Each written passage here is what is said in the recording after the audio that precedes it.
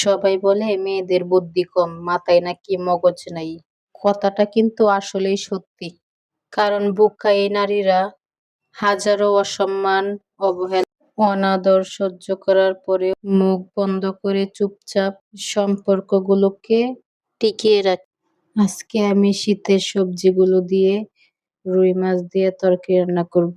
আপনারা হয়তো অনেকেই শীতের সবজিগুলো দিয়ে তরকারি রান্না করে অনেক আগেই খেয়ে নিয়েছেন।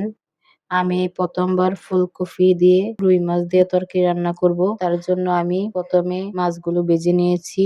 তারপরে আমি ফুলকপিগুলো একটু ভেজে নিলাম যাতে কোনো দুর্গন্ধ না থাকে। তারপরে আমি ছোট ছোট আলু সুন্দর করে ছুলে এগুলো হালকা তেলে ভেজে নিলাম। তারপরে পেঁয়াজ কুচি করে আমি আলাদা করে রেখে দিয়েছিলাম। তারপরে কড়াইতে আমি সরিষার তেল দিয়ে দিলাম। তেল গরম হয়ে গেলে পেঁয়াজ কুচি গুলো ছেড়ে দিয়ে আমি সুন্দর করে একটু ভেজে নিলাম। তারপর একটু আদা রসুন বাটা দিয়ে দিলাম। তারপরে একটু ভেজে নিয়ে দিয়ে দিলাম মরিচ বাটা। তারপরে দিয়ে দিলাম হলুদের গুঁড়া, ধনিয়ার গুঁড়া, স্বাদ মতো লবণ দিয়ে অল্প পরিমাণ পানি দিয়ে আমি আগে মশলাটা কষিয়ে নিলাম। তারপরে আমার মশলা কষানো হয়ে গেল।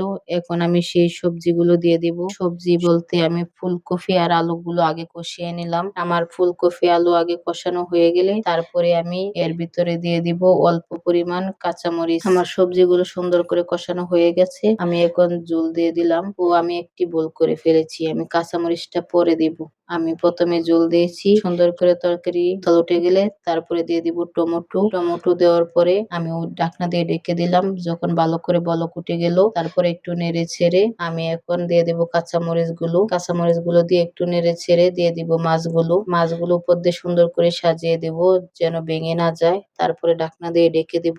বলক ওঠার পরে কিছু ধনিয়া পাতা কুচি করে দিয়ে দেব। তারপরে আবার ঢাকনা দিয়ে ঢেকে ভালোভাবে বলক ওঠা পর্যন্ত অপেক্ষা করব। আমি আজকে তরকারিটা একটু ঝোল ঝোল করে নামিয়ে রাখবো। আজকে আমরা তরকারি ঝোলের তরকারি খাবো, কারণ ঝোলের তরকারি ভালো লাগে। আর শীতের সবজি বলতেই অনেক স্বাদ সুস্বাদু। আপনারা হয়তো সবাই খেয়েছেন, জানেন। আর ফুলকপির তরকারি তো রুই মাছ দিয়ে ঝোল রান্না করলে আর কোনো কথাই নাই। স্বাদে মানে সেই স্বাদ, একদম সবকিছুতেই পারফেক্ট। এর মতো আমি এখানেই বিদায় নিচ্ছি। টাটা, আপনারা সবাই ভালো থাকবেন। আর আমার রান্না কেমন হয়েছে বলে যাবেন। আর আপনারা কে কেমনে সবজি রান্না করে খেতে পছন্দ করেন